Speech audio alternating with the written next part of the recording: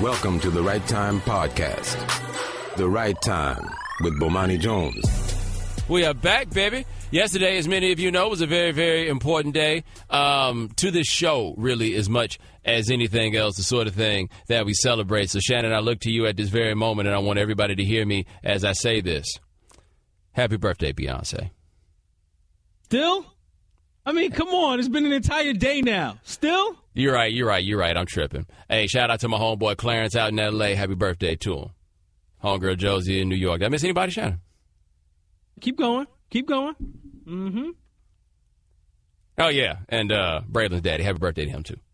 Appreciate it. See, there you go. There we go.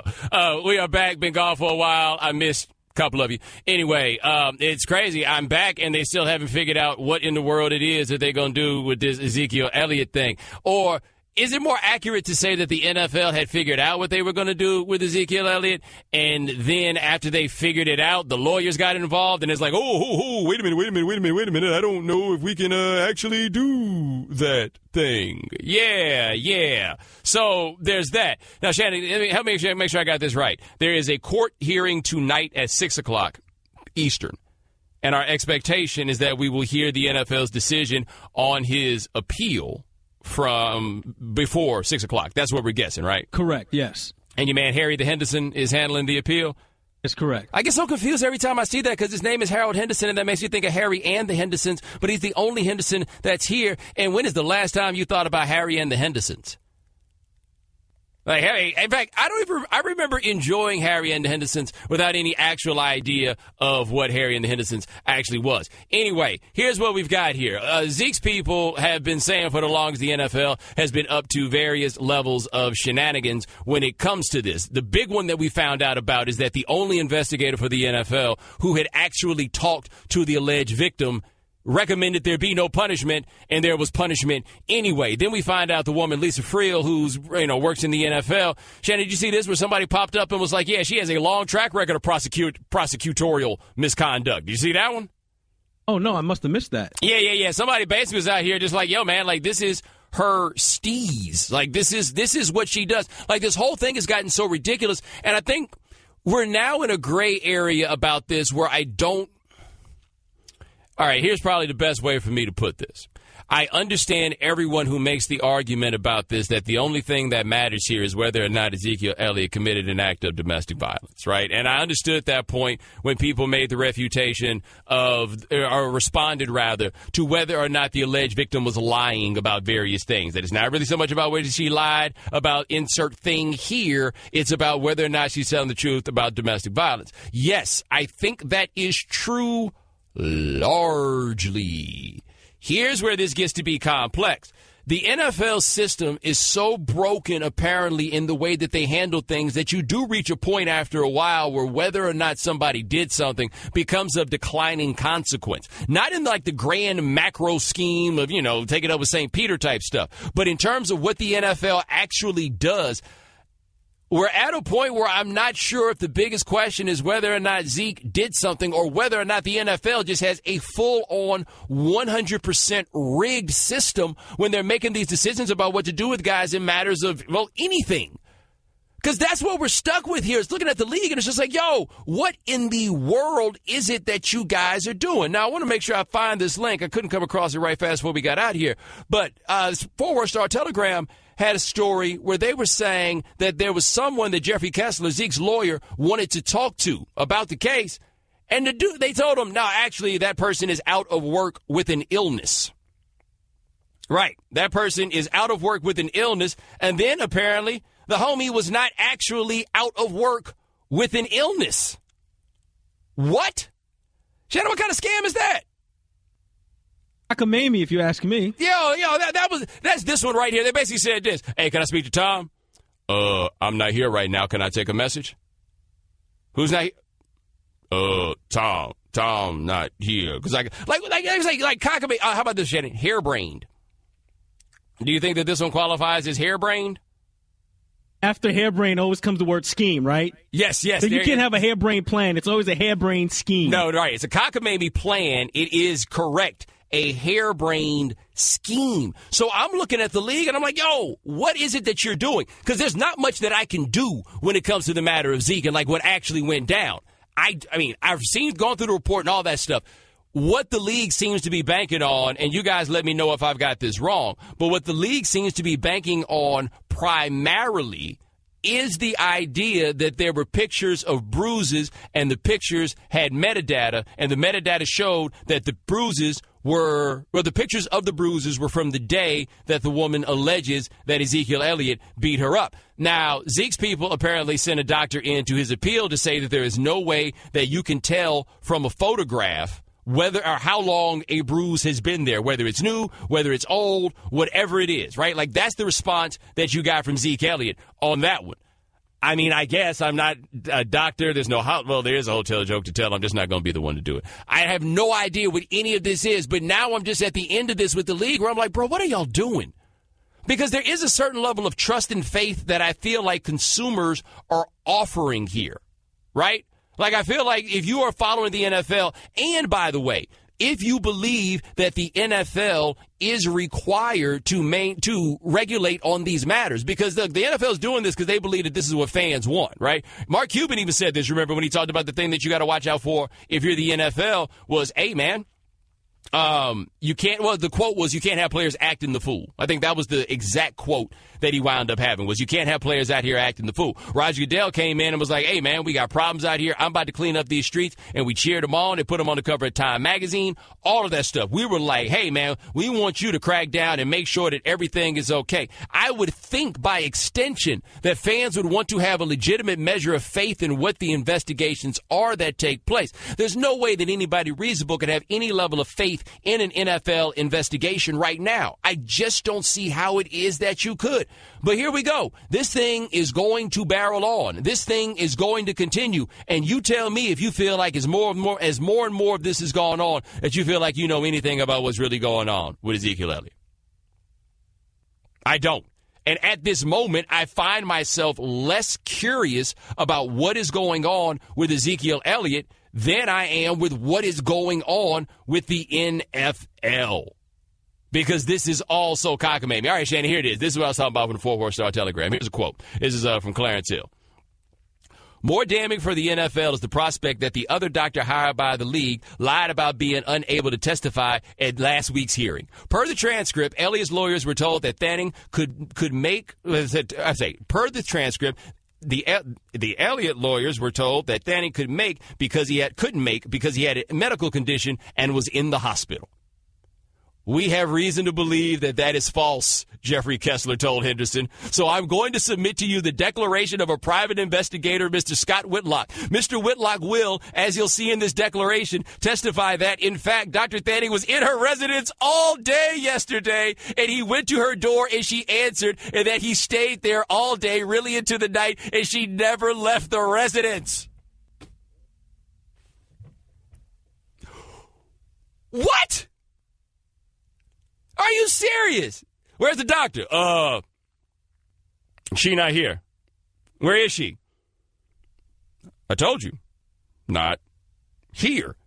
And she just at the house? You gotta at least go somewhere else, right? Like, if that's your scam, I'm sick right now. Go get you a doctor's note. Shouldn't a doctor be able to get a doctor's note? I think so, right? I would think that, like should a doctor not be able to get a doctor's note? Or is that I feel like within the crew, they ain't got no problem writing out doctor's notes to each other. Like, that's the league. Are y'all that far out of answers where it's like, hey, man, we just want to talk to this doctor. What doctor? The other doctor in the report. There's no other doctor in the report. The one right there. Oh, yeah. Hold on one second. Like, this reminds me of that time. Should I ever tell you about that time I had to do with a boss? We had some back and forth. It wasn't really going well. He was trying to run a con on me, and I just kept asking questions because you can't call your boss a liar. All you can do is ask questions. Right. And so I kept asking questions, and at one point my man was like, yeah, hold on just 1 second, okay? 5 minutes later, bro, I'm still on hold. He did a TV timeout. He had to collect his thoughts. Yeah. 5 minutes later, I'm still on hold. So I hang up, and I call my man back, and he's like, oh, sorry, the national office called. All he had was, hold on 1 second. That's basically what they should have done with the doctor. They'd have been like, yeah, we're going to call her. Yeah, she on the way. Oh, yeah, no, actually, we just called her.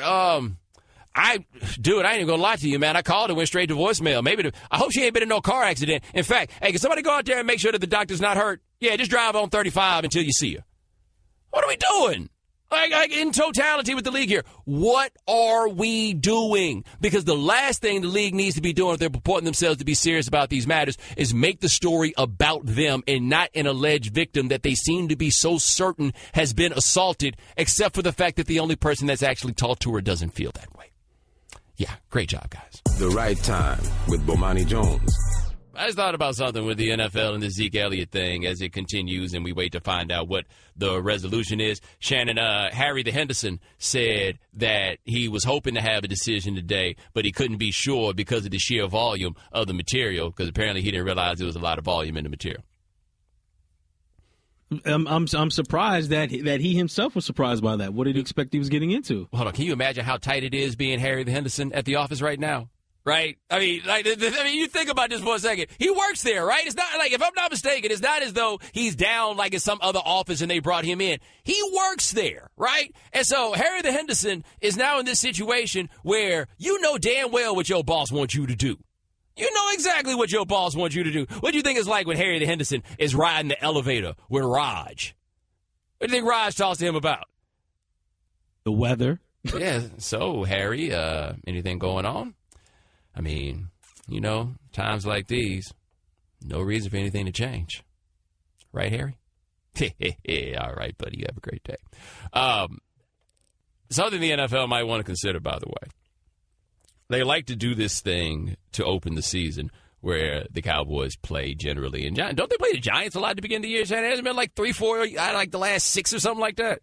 You can almost book it now. It's an annual game where they'll start off Sunday night, Giants-Cowboys, yes. Or the 4 o'clock game, right? Like the 4 o'clock Fox game. Either way it goes, you're getting Giants-Cowboys or Cowboys in some way. You are getting them as a game of the week in the first week of the season. The problem with this, if you're the NFL, is that the Dallas Cowboys are quickly becoming the Georgia Bulldogs of the NFL. And if you don't know what I mean by the Cowboys being the Georgia Bulldogs of the NFL, you should go ask Steve Spurrier what he used to say about playing Georgia early in the season, where you hope to play them early in the season because they got some guys suspended. And that seems to be what happens with the Cowboys. But see, there's another level of it, which is not just simply the guys that are suspended, but if a dude that is famous like Ezekiel Elliott winds up being suspended, then that means that Al and Chris got to have some real awkward conversation about what it was that went down. And in this case, what are they supposed to do, Shannon, if he plays and this is just all in court limbo? Then we got a real situation on our hands, right? Yeah, well, don't forget this one. You remember when the Greg Hardy pictures came out, where Desmond had the pictures of the woman that Greg Hardy had allegedly assaulted? There was a Sunday night game that week. He was not suspended. Yo! Like, Raj has got to be like, hey, man, until y'all get y'all act together, man, we can't be putting y'all on the big screen. Like, something. Like, we have to accept it, except they're the Cowboys. Could you imagine ever flexing out a Cowboys game? Right. Y'all too hot right now. Y'all too hot. We can't have this. Tune in for this titanic clash between the Tampa Bay Buccaneers and the New Orleans Saints. Y'all are blazing hot right now. We cannot have this. But Sunday night, it's coming. We're going to see it. Get off screen. 888-729-3776. That is our telephone number. Switching gears to talk about football that was played in the state of Texas this weekend. All right, so guys, some of you know this about me. Not a lot of you know this about me. I don't do a lot of college, maybe just sports fan stuff anymore. I don't really do very much of it. Part of the reason is I have quit every team that I ever loved, right? Sometimes you got to look at it and just be like, this ain't worth the stress for me. I grew up loving the Braves. Then they became the keepers of the game, and I started hating them, so I got them out of there. And then they went to Cobb County, so to me, they don't even exist. Shannon, who else I used to root for? The Falcons. I got off that narcotic. Jumped off that sinking ship. Did you really? I wonder what happened. Was it this Super Bowl loss this past year? It's a combination of factors that really started snowballing. You're the man of the year, and it's the Super Bowl, and you're out here trying to pay for it. I mean, that was the beginning. That wasn't the whole thing. Yeah. But I still have Texas, right? I do Texas football. I grew up in Houston. I'm a big fan of Texas football. If you were wondering, gee, Bomani, what do you and Will Kane have in common? We both root for Texas football. Was that enough to make me stop rooting for Texas football? I thought about it. But then came the weekend. Texas playing Maryland. I was out early in the day when I met somebody for brunch, just kind of kicking it around, then come back. Texas, they playing at noon. All right, it's whatever. I checked the phone. The hell you mean they losing like 30-16 or something like that to Maryland, bro? Maryland at the crib, by the way. Playing Maryland at the crib. But it was getting smoked by Maryland at the crib. And then I look in the box score, and I'm like, I can't figure out anything that's going on here. Guys, do you know how hard you have to work to score 3 non-offensive touchdowns in a football game and still lose? Do you know how hard you have to work to score 3 non-offensive touchdowns and still give up 50 points? Do you realize how hard you have to work to do that? Do you realize how hard you have to work to lose to a team that lost its quarterback, that didn't look like he should have been playing quarterback in the first place? He looked like a damn fullback. You know what it's like to lose, and then they bring in a child with a do-rag on with the straps coming out the back of the helmet? It's 2017! This dude's still out here rocking a do-rag, and y'all lost! Dude, things came out of me I could not believe. Like, things I didn't even know I had in me. Shannon, you can speak to this. You know me. I am fairly dispassionate about my sports. I enjoy them, but I'm not that guy. Right, you're pretty calm when it comes to this thing. I'm level. I'm rational. I know enough about college sports to know you can't win them all, right? I ain't never been sicker of this in my life than I am right now. I never have. I am so sick of this. This is year 8 of this nonsense, and it's still going on. Year 8. And y'all told me that if we hired this genius dude, right, that everything was going to wind up being okay. I told me if we hired this genius dude that everything was going to wind up being okay. The last coach said no matter who coaches here, this team should win 10 games. I knew enough about that roster to feel like that team should win 10 games. I got a first-round pick in all likelihood at left tackle. I watch him get worked like a turnstile by a dude who plays for Maryland. And it ain't even Dominique Foxworth, right? So I'm watching all this, and like every bit of, I did not know I had this in me. And then what made it worse, listen to this dude talking about, it ain't going to happen overnight. What you mean it's not going to happen overnight? Listen to this. I told our guys to never get used to this feeling, but that, if we all thought that we were going to come in here and in 9 months sprinkle some fairy dust on this team and think that we've arrived, then we're wrong. And the only way we know how to fix things is to work harder. What? No, Tom, you misunderstand. You were supposed to come in here and sprinkle some pixie dust on this. This was supposed to get fixed real. I seen your movies. You did it somewhere else before. Hey, man. You got smoked at home by Maryland. Overnight, you better be better than... I've never felt this way before in my life. Not once in my life have I ever felt this way. It is bad. It is bad. I am the impatient fan that I chastise you guys for being. But I'm also the petty fan that you guys really are. Texas A&M blew a 44-10 lead to UCLA. And all of a sudden, everything got better. Anybody talk to Roland Martin about that game yet, by the way? I've been trying to hit him up for days. He ain't had nothing to say. Roland, where you at? By the way, somebody, as I was trying to find Roland, said, I don't know who Ronald is, but this is really funny. The Right Time with Bomani Jones.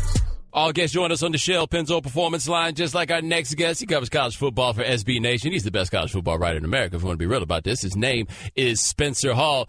Spencer, let's start with last night's game, right? We had Tennessee, we had Georgia Tech. Is there anything worse than when your favorite team loses or plays too close to a team running that damn option?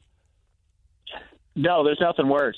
Like, the people who really lost in this game, I mean, Georgia Tech on paper lost. The defensive linemen for Tennessee lost because they got overtime. And 4 quarters of having Georgia Tech's linemen dive at your knees and try to cut block you every single play, that's bad. But when they went into overtime, they didn't get in position to win the game. Oh, man. Like, I guarantee you, when Tech did not finish that game off, Tennessee's linemen were like, losing this game wouldn't be the worst thing. It wouldn't be the worst. It's an out-of-conference game. They could have gotten out of that. Instead, they got extra downs and extra, possessions with these dudes just leaping at their legs. So, yeah, it's the absolute worst. Like, if the mental frustration of how are they doing this with only 3 options and every play isn't enough, there's the physical stress of someone's trying to roll up on me every play. Yeah, and it was going to be bad to be Butch Jones if they had lost that one. And I have to admit, since I have no tie to Tennessee, I was looking forward to it. I don't think it's good to be Butch Jones anyway this year. And this goes after like a 1-point win. I don't think anyone felt too great about it. And by the way, though, I will say this: thanks, Butch. I got a garbage can on the sidelines, and I laughed about that a lot, because when you look for something that's a symbol of your team and in order to rally them, I guarantee you on that list of things, the last thing I have is garbage can. We're talking to Spencer Hall of SB Nation here on the right time. I'll tell you another level, though, of that game, and it was interesting hearing Reese Davis and Kirk Herbstreit going through their minds of, like, their favorite option quarterbacks. We haven't had, like, a really just fun wishbone-type quarterback because nobody really runs the wishbone like that. But that Marshall kid there, hey, man, like, that's throwback. No, that's a serious throwback. He's missing one thing, though, because I think everyone had the same conversation during the game, because I was talking with some people before they even started talking about this on air. Nobody pitches way down the field anywhere, right? Like, this used to be the thing. Colorado, if you go back and watch old, like McCartney, Colorado era Buffalo football, they'd pitch like 20, 30 yards down the field. It wasn't a lateral. It was a designed play. And it's been a while since we've had a quarterback who's that electric out of the option. And it's been a while since anyone's bothered to pitch, like, out of the backfield or even further than 2 or 3 yards downfield. Like, that's a really thrilling style of ball if you do it right. I'm not saying Georgia Tech wasn't. They were really exciting last night. By the way, I think there's only 6 teams out of like 150 who have lost despite gaining like 500 yards rushing. And they did it. So congratulations, Georgia Tech. Your mathematicians, figure out how you did that.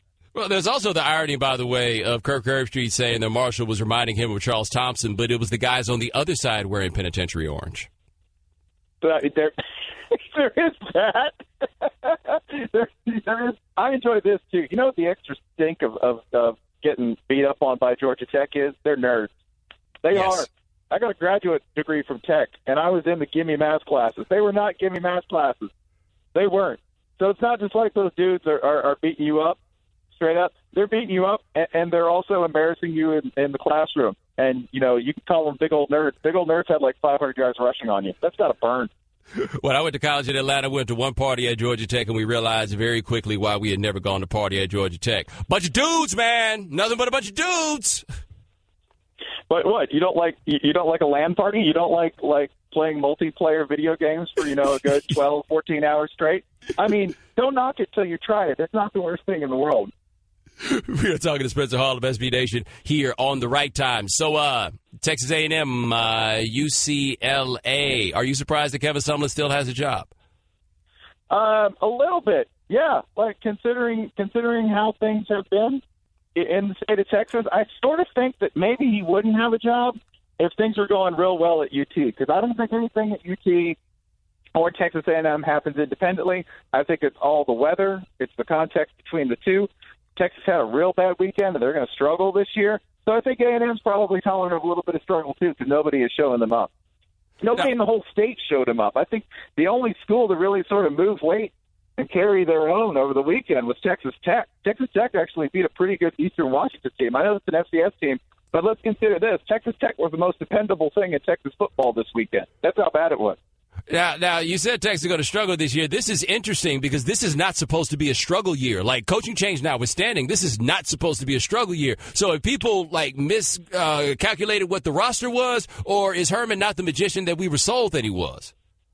I think the situation there is probably worse than people think it was. I don't know too many coaches who are magicians like that. I know some who are definitely not magicians. One has a job in Gainesville right now.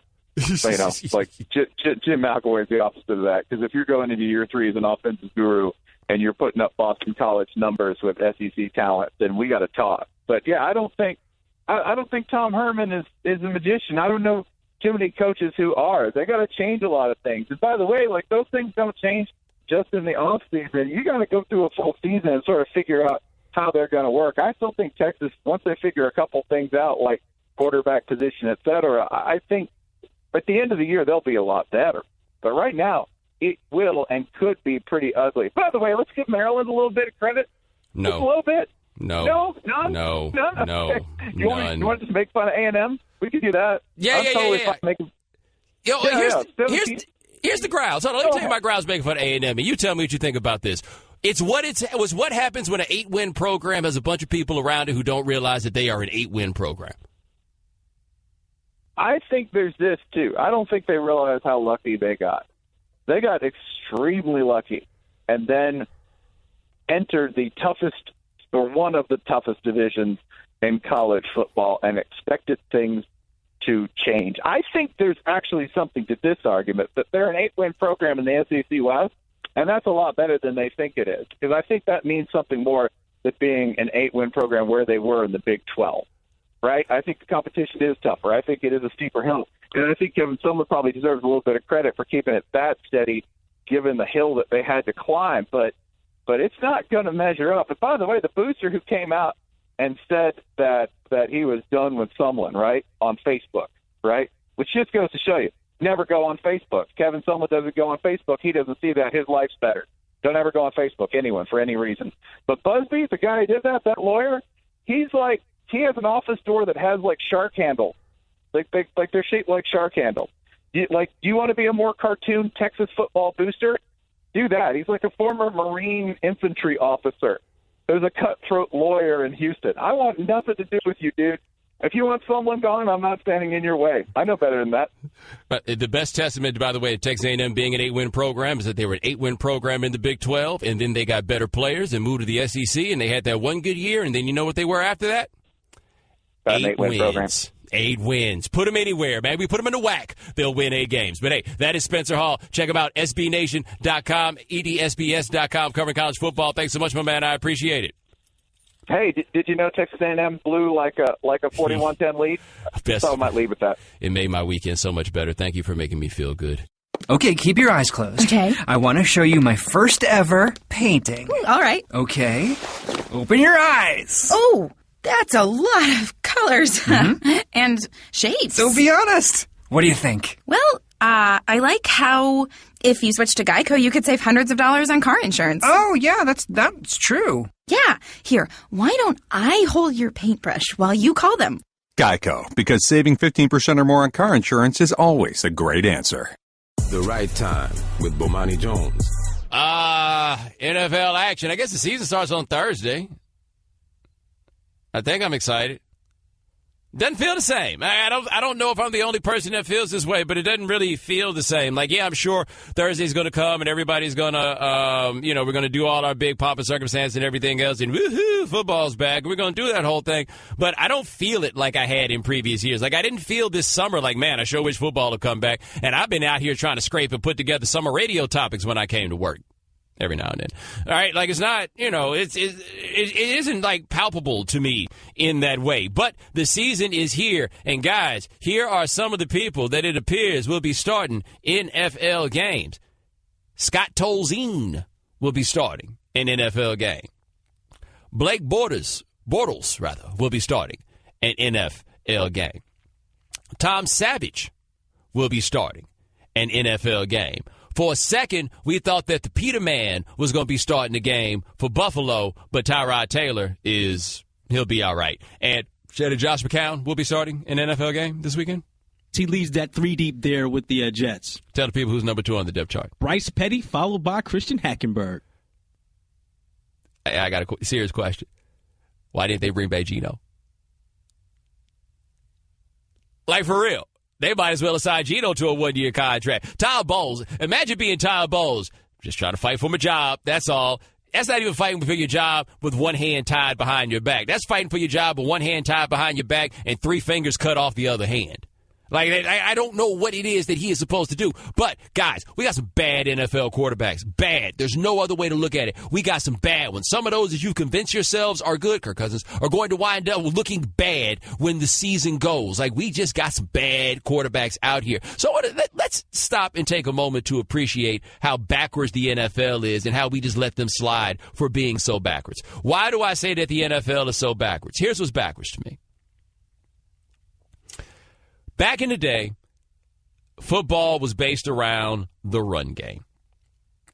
Right? Like, that's what it was. You built it around the running back. Like, I think you're going to wind up having a real line of demarcation between people in terms of what era of football fans they are. People who grew up in running back center football versus people who grew up in quarterback center football. There's kind of a space in between where you have a little bit of both. But, like, you know, when you're a kid, when you're younger, you want to run outside and be like the running backs, right? Like, nobody's back there like, actually, I want to sit back here and process all this information and throw a 5-yard slant. No, the running back was like the player that people wanted to be. That was what the centerpiece of the game was. And so what you had was running the ball. Now, there's a certain level of inefficiency, obviously, that comes with running the ball. And, of course, people enjoy it a lot that people throw the ball. So since people enjoy watching the passing game, what we've seen in the leagues and everywhere else is making it as conducive as possible for teams to pass the ball. The NFL made it a whole lot easier for quarterbacks and for receivers gradually over the course of the last 30-some-odd years, right? People like points. People like offense, so we gave them more, and the way to give them more is through passing. That's how you do it. Small problem. Let me ask you a serious question here. If it were that easy to find somebody capable of passing in the NFL, don't you think they would have started passing like that back in the day? Like, you think those guys are stupid? You think they can't tell that it's easier to pick up yards passing, right? There's a reason why they'd run on the first 2 downs, and then on 3rd and 11 or whatever it is, now we got to pass the ball. Why? Because they know you're far more likely to get 11 yards passing the ball than you are to get 11 yards running the ball. Everybody gets that. You know what the problem probably was back in the day and why it is they didn't do more passing? It wasn't simply that the rules made it harder for receivers to get downfield or anything. No. There aren't that many people who are capable of doing that. There just aren't. So you go look at the NFL right now, and you go look at some of the scrubs that people are going to be throwing out here playing quarterback in the NFL this year. Just think about that. The Jets got a depth chart with nothing but scrubs. Miami had to go and get Jay Cutler off the scrap heap, and they were happy about it. The jury is still out on Tyrod Taylor, certainly, but they was about to start the Peterman, and the nicest thing that you could say about the Peterman during the draft process was he's this year's Tom Savage, who, by the way, will be starting in the NFL. Deshaun Kaiser, Shannon, we don't really know about him, but who's behind him? Cody Kessler? The fact that he's a rookie, a non-first-round quarterback starting day one. Right. Bengals got Andy Dalton, and they're like, whoo, glad we got him. Scott Tolzien going to start a game. We already talked about that one. The Broncos, we'll get more into them a little bit later, but they're going to be starting out there with Trevor Siemian. Like, you go up and down. There are so many guys who are incapable of playing quarterback at the NFL level.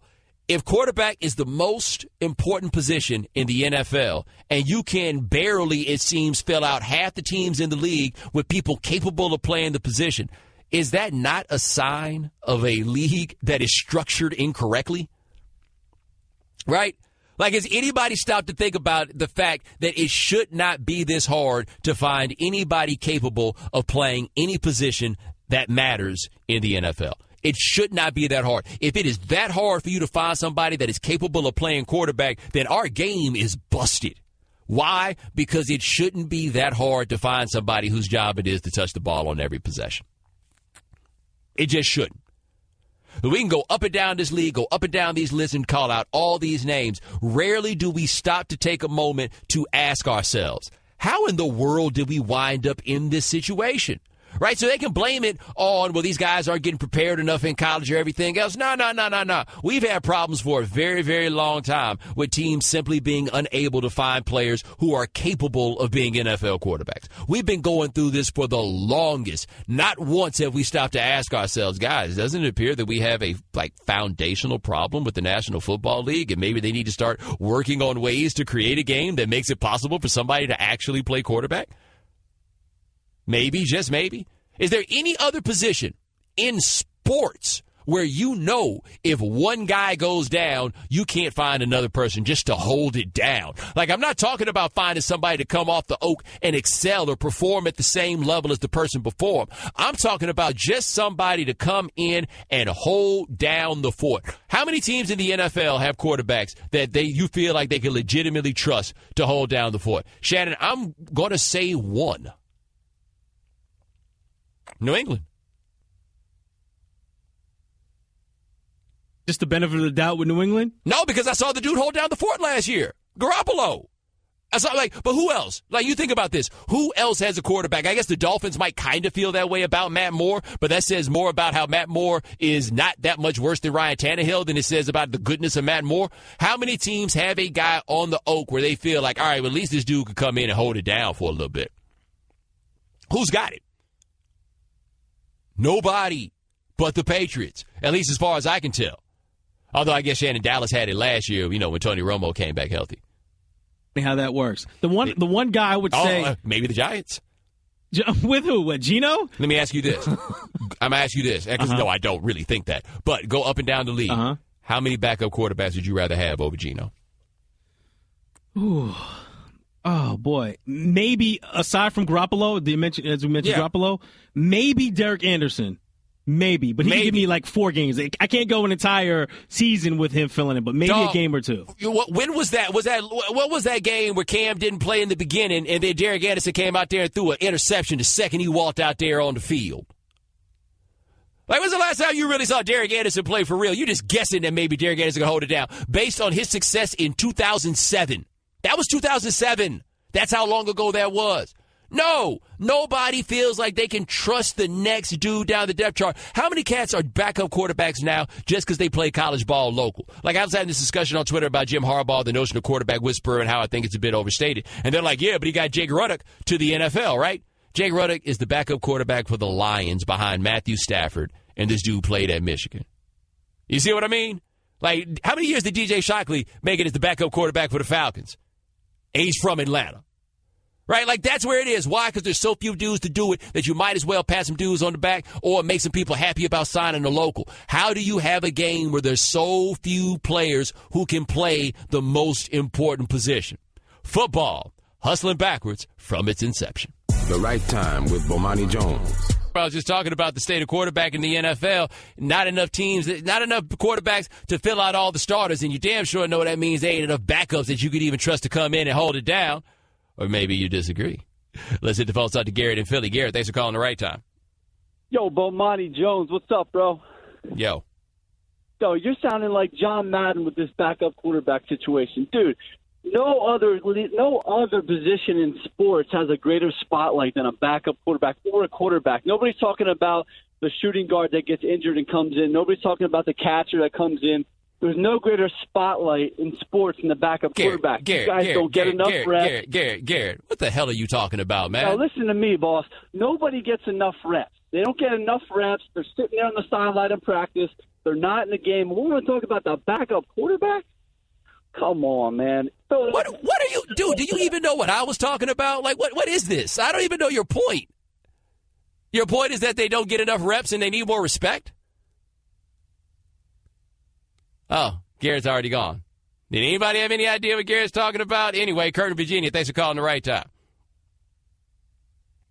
Idea what he was talking about, but I have one other comment. There are some other backups out there that could step in. There's not just one. I think you were shooting from your hip a little bit. I can name a few. Driving in the car thinking of one.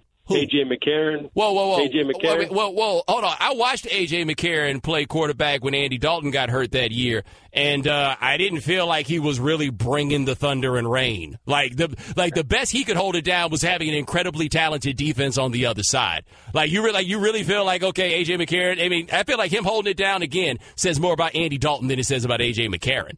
Well, he's one of those guys that people didn't want to trade because they wanted him to step in case something went wrong with Andy Dalton. So he was a guy that they wouldn't give up, right? But that ties into my overall point that there aren't that many good quarterbacks in the league.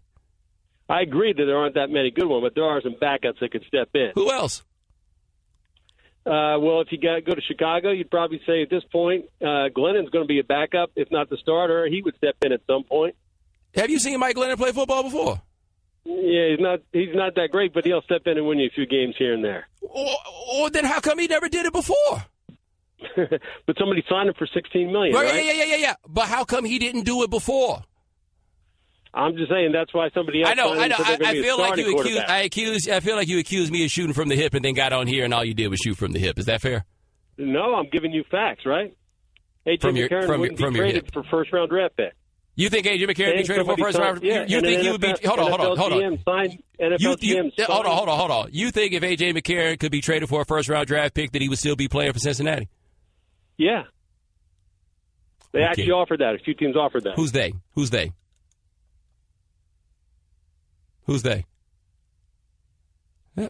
888-729-3776. That is our telephone number. Now, Brock Osweiler, Shannon, that's a backup quarterback. You think he can stand in and hold it down?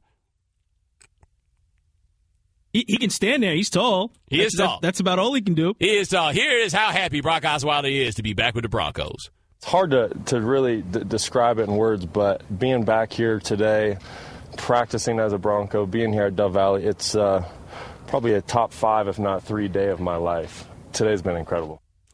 Shannon, does that sound like somebody they told, hey, man, you need to get your attitude in check or we're going to get you another job one day? Play that one more time for me, please. I need to make sure I heard that right. It's hard to really describe it in words, but being back here today, practicing as a Bronco, being here at Dove Valley, it's probably a top 5, if not 3 day of my life. Today's been incredible. All right, what are the other two? Shannon, isn't he married? Believe so, yes. Wasn't he on a team that won a Super Bowl? I believe so. Yes, he was. Did he not once pull off a caper, a heist, where he stole like $36 million? Yes, that is correct. Is it even more than? Isn't next year's money guaranteed too? So how in the world is you tell me how this is better than the day he stole all that money. There's no way this is better than the day he stole all that money. I don't know nothing about him and his woman, so that could be its own thing. But there's no way this is better than the day that he stole all that money. Shannon, can you imagine how good it would feel to steal $36 million? I was going to use the term relief, but no, I would just be excited, like overwhelmed, over the moon. $36 million and I'm good? We're good here? Okay, cool. And I have no business making it, right? Like, that's the best part. He has to look at himself in the mirror every day and be like, yo, me, 36. Look, I'm about to start calling Brock Osweiler Brewster. He just came up, right? Like, he hit him, put the money in the bag. That's all that is. Put the money in the bag. By the way, you know that John Elway's son went to Arizona State when Brock Osweiler was at Arizona State. And Brock Osweiler is good friends with John Elway's son. In case you were wondering how it is that he winds up turning back up in Denver. By the way, Shannon, that's a team with a win-now defense and all kinds of questions at quarterback. And they are like, why would we sign the best quarterback available on the market? Why would we do that? That would be silly. How would we do that? And we got Trevor Siemian. Serious question. I'm not even joking. If Kaepernick plays for the Broncos, does that make them a legitimate Super Bowl contender with the defense they have? Right? Like, this isn't the defense that won the Super Bowl. No, they're not as good as they were then. But with a quarterback that's like a legitimate NFL quarterback, where we don't question the legitimacy of him being a quarterback, right? A dude that managed to play as he did while playing on that awful 49ers team. Could you make a legitimate argument that the Broncos are a contender for the AFC if he's there? Because think about this. The argument against Kaepernick that people very often make is the idea that, well, he was surrounded by so much talent in San Francisco, and the talent was really on defense that they were talking about. But there was so much talent on defense. Well, Shannon, doesn't this look a lot like the same situation as that? Like the talent on defense? Doesn't that sound kind of? It sounds vaguely familiar. And, by the way, an offensive coordinator there in Denver that somehow found a way to win 8 games with Tim Tebow as their starting quarterback. I feel like he could come up with something for Kaepernick if he could come up with something for a dude who can't throw the ball. Tim Tebow was back there throwing the ball left-handed, and I'm like, so are you left-handed? Or is this just something you do? Like my daddy calls himself ambidextrous. He does all these things with his right hand, but he writes with his left. And you know what it looks like when my daddy writes with his left hand? It looks like a right-handed person writing with his left hand. He's just as ambidextrous as he claims to be because he pays the rent. But that's how I felt like watching Tebow. But no, man, you guys are not going to sell me on the quality of these backup quarterbacks because I'm telling you, given how many scrubs there are playing quarterback in the league right now, if teams really thought these backups were good like that, they wouldn't be backups anymore. They simply would not be. Why? Because a quarterback is that damn important. People ain't just going to let one lay around, get dusty on the shelf. The Right Time with Bomani Jones. NFL season starts Thursday. We got games on Sunday, the whole situation. You know how that winds up going. Oh, by the way, Aaron Donald is holding out. Now, Shannon and I were talking about this before the show.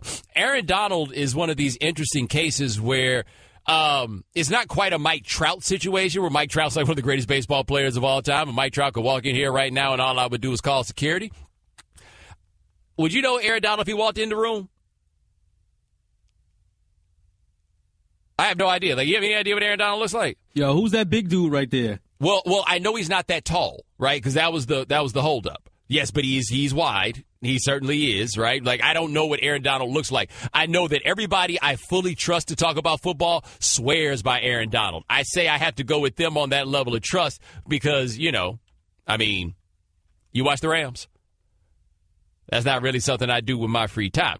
Anyway, Aaron Donald is holding out. Right? It looks as though Aaron Donald will not be there for the first week of the season. Now, Donald is an interesting case because the NFL has basically legislated the holdout out of the game. Like, I realize that there's a generation of fans who probably don't have any real recollection that holdouts used to just be like a regular thing. Eric Dickerson had a legendary holdout. Emmitt Smith had a big holdout. We got all kinds of other guys we could point to. Sean Gilbert, Darrelle Revis' uncle, held out for an entire season in order to get his bread. Like, cats used to hold out all the time to try to get their bread. It doesn't happen that much anymore. Now, part of why it doesn't happen as much anymore also is now you have rookie salary sliding. So you have rookies that were holding out all the time. Joey Bosa held out last year, and it was crazy because it was basically over like terms in the paperwork. Like, that's where we were. Aaron Donald is maybe the best defensive player in the NFL, and I guess J.J. Watt, back injury notwithstanding, I feel like it's the Kang until somebody tells me he's not the Kang, right? By the way, shout out to J.J. All that money you done raised for the hometown. Greatly appreciate it. But with Aaron Donald holding out now, how long is he willing to go with this? Like, is he the guy that's willing to be the gangster that's really going to sit out a whole bunch of time? Because they hit you with so many fines and everything else if you hold out. But Aaron Donald's looking at it like this. He's supposed to make $1.8 million this year. $6.9 million in 2018. 2018 is the last year of his contract. NFL teams are generally reluctant to renegotiate your contract before you get into the last year of it, unless you are a quarterback. Aaron Donald is not a quarterback, but again, possibly the best defensive player in the NFL. Chad, how long do you think he's willing to sit? Apparently, it looks like Donald's in it for the long haul. Like, I'm willing to do this. I've saved my money. I've invested wisely. I'm willing to do this for the entire season. Well, all right, the question there about I've saved my money makes me wonder, like, what his lifestyle is, because he makes a lot of money, but if he's only making if he's making $1.8 million this year, then he didn't make that much money, like, leading up. I guess there's a bonus on the front end, but he's looking at this. The only way that I can see this making sense is he's looking at it like this.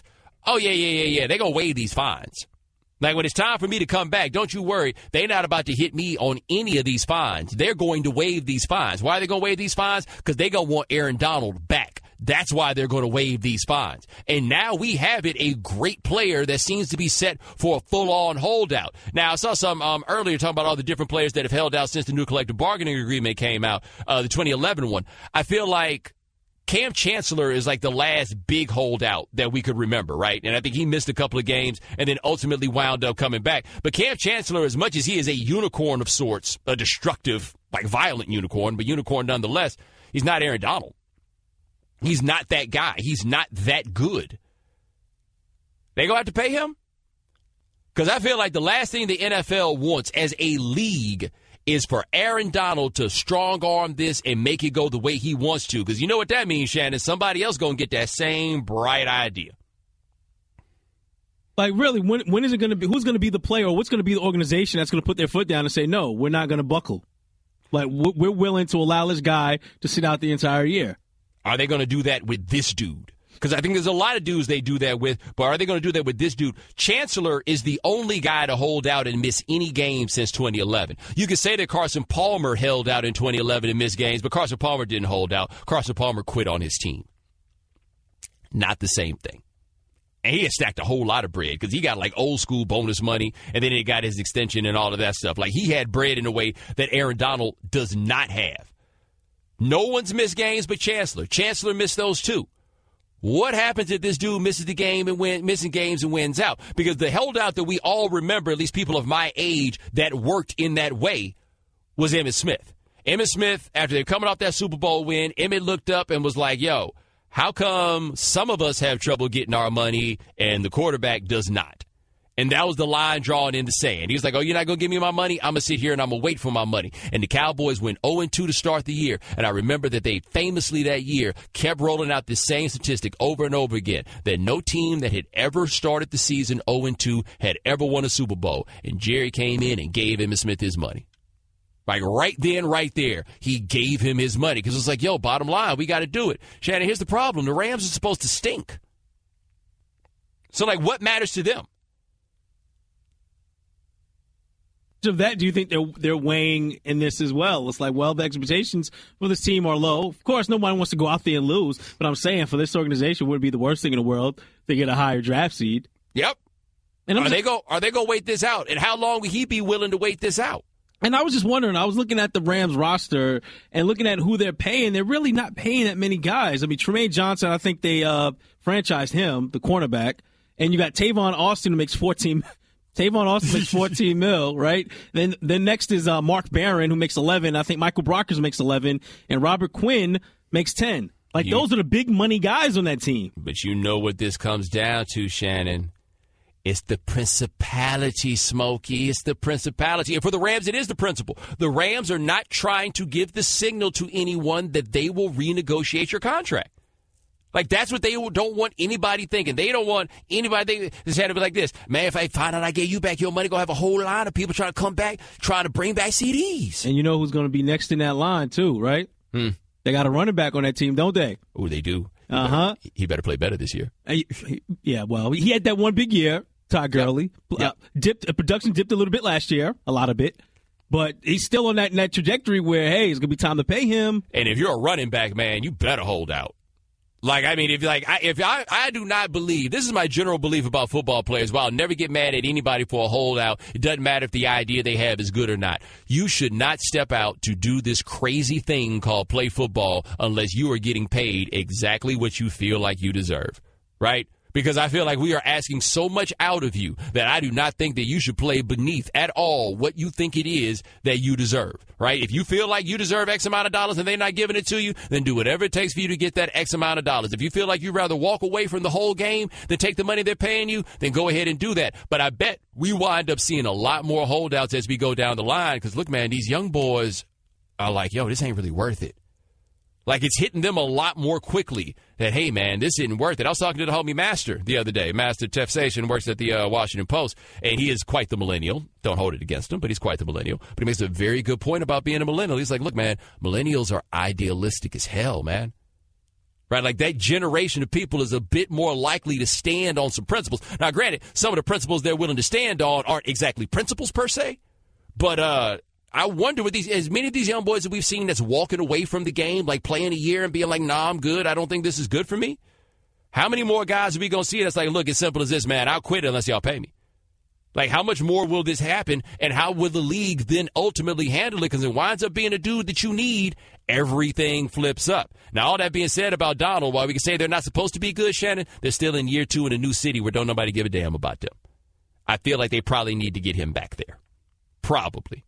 And if they don't, Aaron Donald, like, don't worry, I got my bread. The Right Time with Bomani Jones. Sua Cravens, a safety for the football team in Washington. Apparently he wants to retire. He was on one of those social media platforms that the kids love where you put videos up.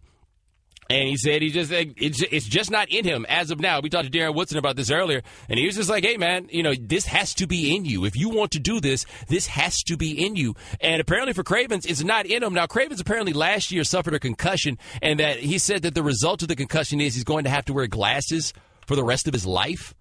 Right? Like, this is football stuff. I feel like these are the kinds of things that happen to guys all the time, and we don't hear about it, and we just take for granted the level of pain and abuse that these cats are willing to endure in order to play. Cravens looks like, nah, man, I'm good. Nope. That's it. I'm straight. He told the guys in his DB group that he was going to wind up being gone. Washington then tried to talk him out of retiring. And at first I had a problem with the idea that the team was trying to talk him out of retiring. But no, I think I think they did okay in this regard. They're like, look, if you want to retire, okay, we'll put you on I forget which list they've got him on, but he's got to stay on there for a year. So, for 4 months. I mean, a month. But 4 weeks. There we go. Silly me. 4 weeks. He has to stay on that list for 4 weeks. 4 weeks, I think it's a good time for the dude to stop and think about whether or not this is actually what he wants to do. And if this is what he actually wants to do, he should absolutely walk away. But, Shannon, have you noticed, like, a lot of fans that are just also, like, calling this dude soft for not wanting to play NFL football? That's the thing about fans is that they don't look at these players as people. They just look at them as commodities. And if you can't, for whatever reason, can't go out there and perform, we're just going to dog you. Like, we don't take that personal stuff into consideration. People just don't. Call me soft, because I ain't trying to do it. Like, I mean, it's just playing safety, no less. Can you imagine that? Like an in-the-box safety? Can you imagine that? And the thing about Cravens is he was kind of playing a safety linebacker hybrid. Yes. So he was taking on more contact than a normal safety would, and he didn't have the weight of a typical linebacker. So he's a guy, more traditional safety size, taking on the hits of a linebacker. Right. And look, these are the sorts of things. I remember when I was in high school, I was talking to this dude. He played center on the football team, right? But he was like a high school sized center. Our tackles, by the way, Shannon, this is Texas for you. Our left tackle was 330. Our right tackle was 350. Texas, right? But the center, I remember he was like 185 or something like that. And I remember him talking about it, and he was just like, yeah, the best feeling is when you hit somebody and you can see the snot come out their nose. Yo, that's how hard 185 hits. That's what 185 does. Can you imagine just being out here doing this? Like, I think we just totally lose sight of what it is that these cats are asked to do. Like, I remember when I first got started covering sports and stuff, it was Morehouse's homecoming. Yeah, I covered a Clark Morehouse game on the sideline. These are Division II schools. Neither of them at the time were especially good at football. Like, these cats looked pretty regular, right? And so I was standing on the sideline. I remember I was standing on the sideline because that's when Denzel Washington's son, the one that's on Ballers, he was on the team, right? So I remember I'm standing on the sideline. I'm standing behind Denzel Washington. And I was watching that football game from that sideline distance, and I was like, oh, my God, I cannot believe this. And that was Division II. That was Division II. I think you went to this game. We didn't go together, Shannon. That 08 game, that Virginia Tech, North Carolina game, the one where T.J. Yates got hurt and Mike Ballas' career ended before it started. Yeah, I was at that game, yes. I was on the sideline for the last possession of that game where this redshirt freshman quarterback is dropping back and Bud Foster is like, oh, fresh meat. And I just couldn't believe how fast those dudes were getting there. I just couldn't imagine being asked to be the person to stand there while all those people came. And I got to not just find somebody to throw the ball to, I got to find a dude that's open. Because I can throw the ball to somebody. There's a fat dude right in front of me. I'll throw the ball to him if that's all I got to do is hot potato this thing. You mean I got to get it to somebody way down the field? I think also we lose context at times because all these guys out in the field seem big, but then you see them next to a regular-sized person, you realize how gigantic these NFL players are. They're huge. Like, look up Sua Cravens. Like, give me his height, weight, right? Because also I think what's happened is our society has gotten a bit more obese. Like, we really kind of have ignored that 200 pounds is large. All right, Sua Cravens, 6'1", 216. 6'1", 216. Shannon, that's huge. Like 6'1", 216 pounds, and not just any old 216 pounds. The 216 pounds you got to be to play in the league. That dude is huge, and he's an undersized linebacker. Like a way undersized linebacker. That's insane. It's absolutely insane. Like 216 pounds, you a heavyweight boxer. You bigger than Evander Holyfield. Right, think about it in that way. You're bigger than Evander Holyfield. You don't want those problems. Except that dude is the one looking at the rest of the league like, no, I don't actually want those problems. I don't want any part of that. And that's just what we ask these cats to do, man. So, when I hear people talk about that, the idea that he is soft or anything, I guess, I don't want to make it too much of a straw man because there's always going to be unreasonable people. But rather than, I guess, getting locked into the thought of whether or not Sua Craven is soft, just think about what it says about these other cats, right? Like, what was it say when we had him on earlier, talking about hitting 240-pound people, and what his mom talking about how crazy he had to be to just decide I want to run into somebody 240 pounds. Oh, my God, I don't want to run into somebody 240 pounds on, 57th Street. Oh, my bad, I didn't see you was there. Hold on, let me pick up my bag. Thanks for listening to The Right Time Podcast. Please come back tomorrow for more. And don't forget to listen to The Right Time with Bomani Jones from 4 p.m. to 7 Eastern on ESPN Radio and the ESPN app.